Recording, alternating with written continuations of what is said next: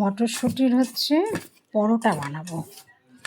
মটরশুঁটি বেটে নিয়েছি, এর মধ্যে একটু ধনেপাতা, কাঁচা লঙ্কা, আদা দিয়ে এটাকে বেটে পিষে নিয়েছি।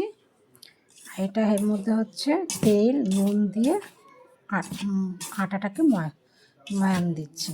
আমি আটার পরোটা করবো, ময়দা নেব না। এবার এটা দিয়ে মাখবো, মেখে ভালো করে ড্রো করে আসছে।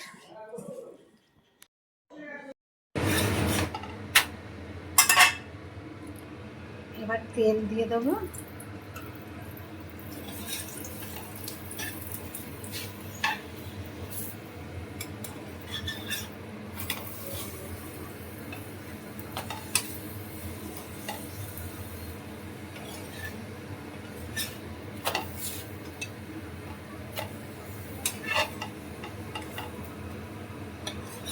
কড়াইশুঁটির পরোটা।